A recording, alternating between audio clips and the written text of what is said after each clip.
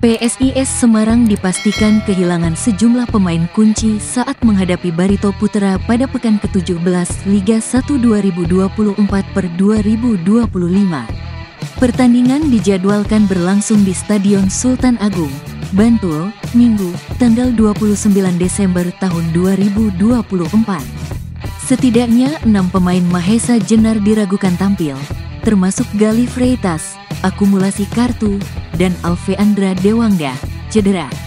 Nama lain yang absen pasti adalah Bou Bakari Diarra karena cedera, sementara Adi Satrio, Lucas Barreto, dan Evandro Breno juga masih dalam pemulihan. Adi Satrio sakit, kemudian hari ini Dewangga dan Lucas Barreto mengalami cedera ringan. Untuk Evandro kita harap dia bisa tampil. Kami masih akan terus memantau sejauh mana kesiapan dia untuk laga melawan Barito Putra, kata pelatih PSIS, Gilbert Agius. Untuk Diarra sudah pasti absen karena cederanya belum sembuh.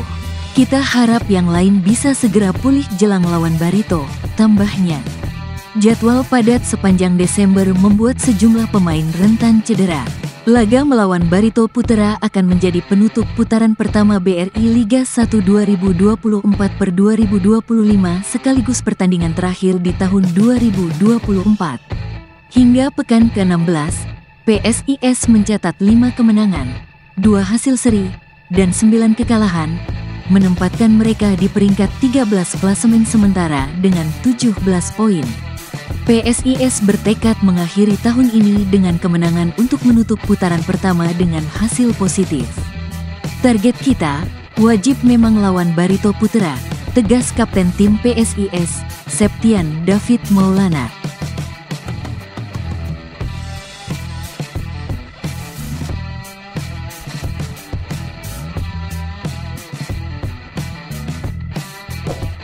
Padatnya jadwal BRI Liga 1 2024/2025 di Desember membuat pemain asing dan pelatih PSIS Semarang harus melewatkan momen Natal bersama keluarga di negara asal. Salah satu pemain, Evandro Breno, mengungkapkan perasaan berbeda karena tidak dapat merayakan Natal dengan keluarga tahun ini. Menjadi hal yang berbeda karena jauh dari keluarga, kata Evandro Breno. Tim PSIS hanya mendapat libur Natal 2 hari, yakni 24 dan tanggal 25 Desember sebelum kembali berlatih untuk persiapan laga melawan Barito Putra pada tanggal 29 Desember. Pelatih PSIS, Gilbert Agius, mengaku bersyukur meski tidak bisa merayakan Natal di Malta bersama keluarga. Di Semarang, ia merayakan Natal bersama mantan pemain PSIS, Julio Alcorce, dan keluarganya. Keduanya merasa akrab karena sama-sama bisa berbahasa Italia. Gilbert juga mengungkapkan, Natal kali ini terasa berbeda karena untuk pertama kalinya ia tidak berkumpul dengan keluarga, hanya bisa menyampaikan ucapan melalui telepon. Buat saya Natal kali ini sulit dan berbeda. Pertama kali dalam hidup saya tidak merayakannya dengan keluarga. Tapi untungnya di Semarang saya punya keluarga lain yaitu Julio Alcorce dan istrinya. Saya turut merayakan Natal dengan mereka, ungkap Gilbert. Dengan keluarga saya di Malta hanya bisa video call, imbuhnya. Gilbert menambahkan, suasana Natal di Indonesia dan Malta cukup berbeda. Di Malta, yang mayoritas penduduknya beragama Katolik, hampir semua orang merayakan Natal. Sangat berbeda Natal di Malta dan di Indonesia. Di negara saya, atmosfer Natalnya lebih terasa karena di sana mayoritas Katolik. Semua orang merayakan Natal, tapi di sini saya juga ke gereja. Saya mendapatkan teman di gereja. Setiap minggu saya ke gereja. Saya menjalankan kewajiban agama saya. Tidak ada kendala tentang agama saya di sini, katanya.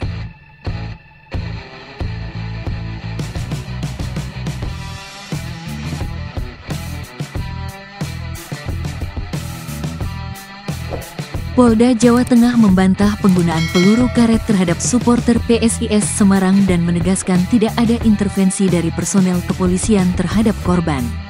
Kami tidak membawa peluru karet saat membubarkan supporter PSIS Semarang, jelas Kepala Bidang Hubungan Masyarakat, Kabid Humas. Polda Jawa Tengah Kombes Pol Artanto kepada Tribun di Mapolda Jateng, Kota Semarang. Kericuhan terjadi saat polisi membubarkan aksi damai supporter di Stadion Jatidiri, Minggu, tanggal 22 Desember tahun 2024. Supporter yang memboikot laga PSIS Semarang versus Malut United, yang berakhir dengan kekalahan PSIS 1-3, menggelar protes di depan gerbang utama dan pintu masuk barat stadion. Polisi menggunakan gas air mata dan water cannon untuk membubarkan massa, mengakibatkan satu supporter berinisial WDA diduga tertembak peluru karet di tangan kiri. Selain itu, 5 supporter pingsan, beberapa mengalami luka, dan ratusan lainnya terkena iritasi mata. Polda Jawa Tengah mengklaim tindakan pengamanan sudah sesuai SOP, termasuk tidak menggunakan peluru karet. Tentunya sebelum pelaksanaan kegiatan pengamanan demo, anggota sudah diperiksa oleh Provos agar sesuai tahap-tahapan untuk melakukan kegiatan pengamanan, klaimnya. Artanto mengaku tidak mengetahui polisi yang diduga mengintervensi korban tembak agar mengaku terkena keramik.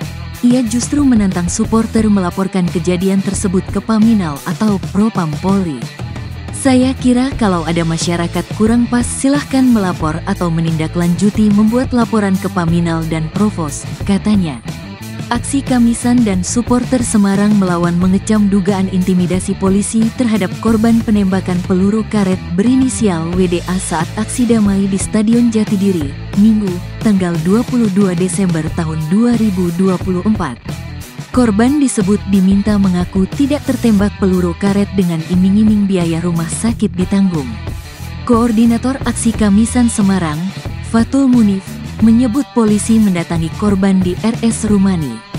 Kepolisian datang ke rumah sakit menawarkan untuk membayari biaya pengobatan, tapi dengan syarat mau mengakui bahwa luka itu berasal dari pecahan keramik bukan ditembak peluru karet, katanya selepas aksi di depan Mapolda Jawa Tengah.